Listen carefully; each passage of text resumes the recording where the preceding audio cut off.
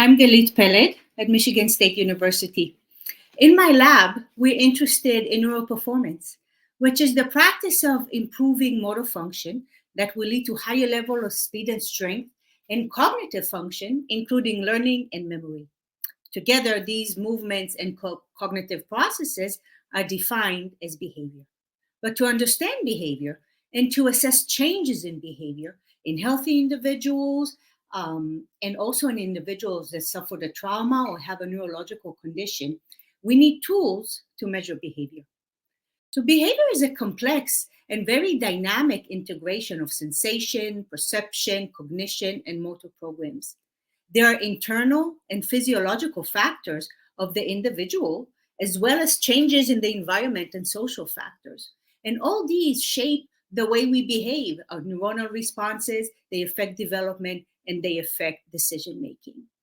But measuring all of these together remain very challenging.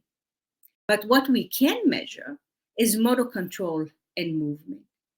And the ability to measure motor control and movement kinematics in response to controlled and uncontrolled perturbation has the potential to reveal fundamental principles of the mind and behavior. So here I would like to share with you some of the hardware and computational tools that we are developing and also concepts we are studying in control neural system and how these may be adapted to more complex systems. So nature came up with various designs of movement, and every animal has a unique motor behavior. But one animal that its motor control and movement is extraordinary in so many ways is the octopus. The octopus has many features that makes it very attractive for pursuing a holistic understanding of behavior. It has a large brain. It has 8 spinal cords and 8 brains in each of its arms, very well-defined peripheral nervous system, excellent vision, and a very large repertoire of behavior. And very important to us also that it has a simplified nervous system, which holds the potential to be almost entirely modeled. So with its distributed nervous system, distributed control of the nervous system, you can appreciate how the octopus provides an unparalleled preparation to study complex and flexible motor behaviors. Here you see an octopus in my lab. It is Octopus bimacularis. It's now interacting with one of the students. We are using an AI-based computer vision software that is called Deep Lab Cut to measure high throughput motion of the arm. We can place 16 virtual markers and measure their position relative in space and relative to one another. And we are videotaping the octopus 24/7. So it's really crucial for us to use high throughput techniques that will allow us to measure and analyze movement. But of course, there's still many limitations, including that it's very difficult to assess motion in 3D space, in the 3D plane, with 8 arms to detect, and there's also constant elongation and shortening of the arm. We are also, to address that, we are developing new computer vision algorithm that we call Mimic. It has some advantages over current AI technologies. It can track a diverse array of subjects, the octopus, and also static and dynamic aspects of the environment. And this adaptability extends beyond specific animals or shapes. So it enables the software, the algorithm, to adapt to a dynamic environment, as well as changing in lighting condition and a wide range of camera. What you're gonna see here in the next video are some grasping motion that the octopus does.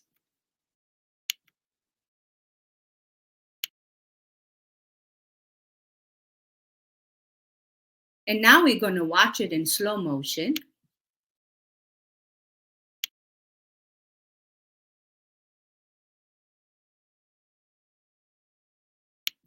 So you can see how we can start analyzing the direction, trajectory, angles, acceleration with very high resolution.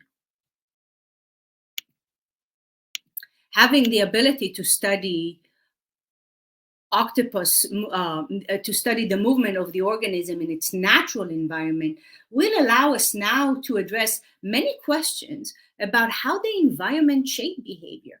For example, we will be able to identify specific variables in the environment that lead to an individual to execute movement in a very specific way. So I want to show you how we can start using the mimic algorithm to start answering questions like that. So now we're going to see an octopus in one environment.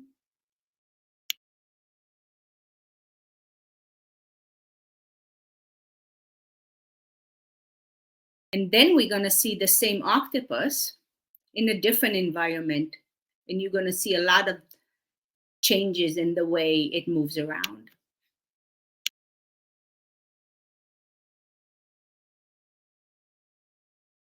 So pretty obvious that being in an environment that has lots of stimulation and it's very rich, provides many novel and dynamic stimulation, we can see changes in octopus movement.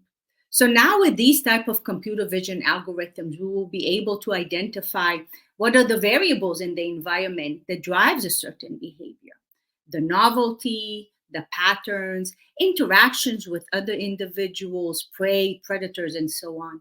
Also, it is possible that age plays a factor in movement, and the same environmental factors are going to affect individuals differently depending on their developmental stage.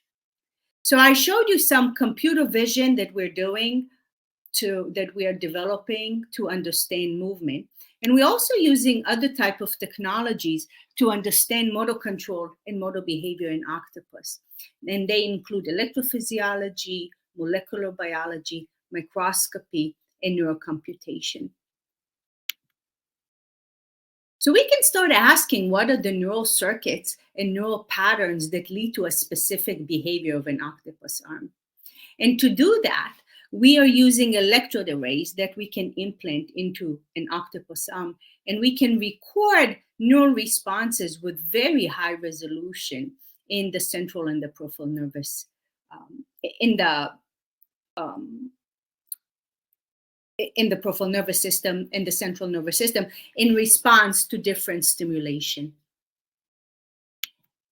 And what you're going to see here, that we are starting to design computational tools that enable us to analyze how different behavioral features vary during neural stimulation. So using machine learning, we could identify many features, temporal features in our data sets, and we could build models. And the models that we build, the machine learning models that we build now indicate that based just on these temporal features that we identify, we could predict whether an arm moved, didn't move at all, or moved with a curl with almost 88% accuracy. So that is quite amazing. And new work, we're also using completely non-invasive electrophysiology technique to record from the nervous system of awake behaving octopuses. And what you see here are 8 EMG sensors that are adhere on octopus arm. The octopus is awake, it's swimming in its tank, it's reaching to this toy, and you can see here the temporal, the EMG activities throughout these 5 seconds. So understanding motor behavior in octopus is just bound to uncover basic principles of neural circuits, motor control, and high-level learning, not just in the octopus, but also in other animals. And it's also going to reveal some new and alternative biological and biomedical mechanisms and strategies that the octopus use, and inspire new understanding about how our brain works and facilitate the development of new biomedical technologies. And also importantly, that the hardware and computational tools that we're developing for the octopus are also going to be transferable to many other systems, hopefully including humans. I showed you multidimensional measurements of octopus behavior, but we're also interested in motor behavior in larger animals. And specifically, how by measuring motor behavior, we can learn about development, learning, and neuroplasticity. One animal that is becoming very popular in the study of brain function, specifically after neurotrauma, is the pig. Like human, the pig's brain developed prenatal. The ratio of white to gray matter is similar to human brain. The size is quite big, and it has all the gyrus of the folds like a human brain. We can even use the same machines and devices we use in humans. For example, here you see high resolution MRI images of the pig brain, and we can also use molecular biology tools to detect different biomarkers in pig brains. So we know that movement changes during development, and that of course could depend on many environmental and social factors. Here we put Fitbit sensors on the pigs during development and tracked how many steps they did a day and how walking looked throughout the day. We're also using gait and kinematic analysis with reflective sensors. I'll show you. Part of the floor problem, right?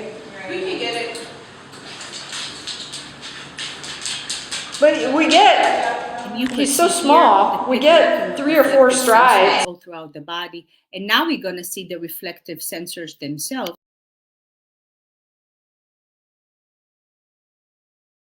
So we can get very high resolution of movement in space.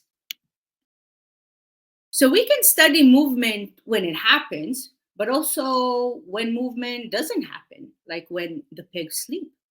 We know that healthy sleep patterns are required for learning and memory, and they're often disrupted after neurotrauma.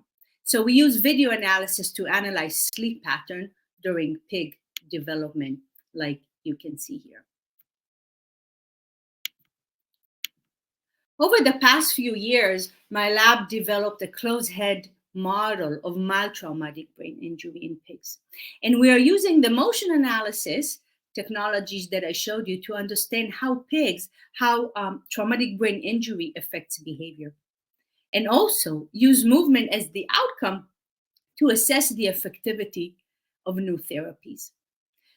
So Fitbit tracking in pigs after they had traumatic brain injury showed that they are more active in the weeks after the injury compared to control pigs. We can also, again, use AI to measure pig movement in space. We measure speed and location, even where the movement is taking place during the day, could also imply on the pig's emotional space. So here you see some heat maps showing where the pig likes to spend most of his time during the day. And similar to what we found with Fitbit tracking, pigs that had traumatic brain injury moved much more compared to the control pigs. A phenomenon that, together with other outcomes we identified, may imply that pigs developed hyperactivity disorder after the TBI. So the tools we developed to address recording is perhaps some unconventional environment and less conventional species, but they can be used in more traditional species. And the concepts that we will learn would hopefully translate to greater understanding of human behavior. And I would like to thank the students that I showed their work, the collaborators that work with me on this project, and thank you.